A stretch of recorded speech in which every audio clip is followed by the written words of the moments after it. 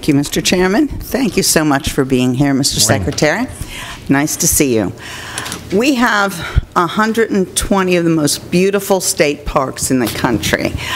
We know that to be a fact because we have award-winning state parks, do we not? Yes, gold medal standard, not just from last year either. I mean, no, for the last several years. Now, you're the keeper of the gold unlimited challenges, so you know, it's not an easy job. When we talk about the user fees that are involved with the use of our state parks, what percentage of that, if you know offhand, goes into the maintenance and then also into personnel from the user fees? Well, we're able to use the amount that we're taking in from those fees, and what we're anticipating going from 21 to 23 million from this current fiscal year to into the next 13-14 fiscal year. About $2.5 million in revenue is derived from the contracts we have from 145 concessionaires. They provide a lot of other types of services for us, as far as rentals of boats, selling of food, things like that. Have you thought about privatizing any other aspects of the operation? We look at this on a continual basis. We feel that and I agree, and I will say we are open to any opportunity that we can look at, and these numbers have increased over the last year, probably by about 20 contracts. So we are constantly looking at any way we can do that. Our staff still maintain our parks, and they maintain them very well. Well, they do. I have the privilege of using one of them regularly at Pine Grove Furnace State Park. So have you considered increasing user fees? I'm not encouraging that. I'm just asking. It is probably the best and most affordable recreation opportunity for people of Pennsylvania, so I want to see people be able to use them. Have you felt a need, or have you thought about changing the user fees specifically? We look at the fees every year. What we compare are the state parks in surrounding states. We look at private facilities both in and outside of Pennsylvania. Our goal is to provide a quality and affordable recreational availability to our citizens. So it's looked at every year. Well, we're hoping that it can stay manageable for people.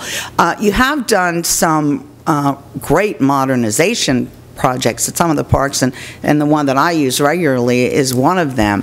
Do you have any more modernization plans on the list now that we should know about? Well, one area of modernization is that we're looking to increase the electrical service at a lot of our facilities, our cabins, yurts. We're getting an increased demand for more electrical service, even for where the RVs park.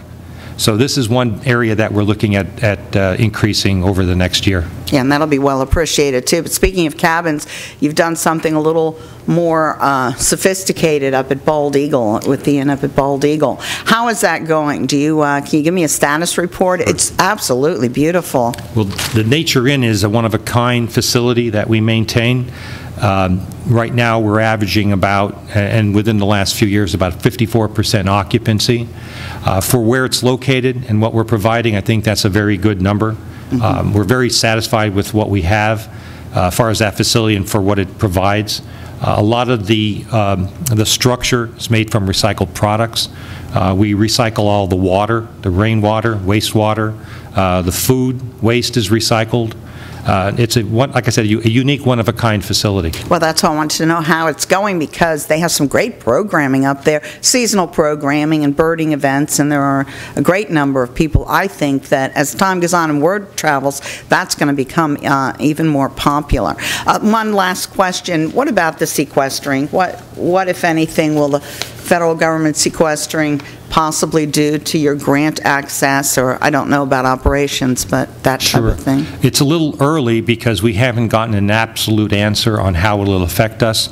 We have about 50 what we call pass-through grants from the federal government. If this were to come about that there would be a 7% or a little over reduction across the board on all these grants, it would probably mean we would have about $1 million less to give out for the grants that we do administer from this, as we call a pass-through. Well, we have to keep that in mind, and when you get the numbers, you can make a better plan. But thank you for what you do with the funds that are available for all the people in Pennsylvania.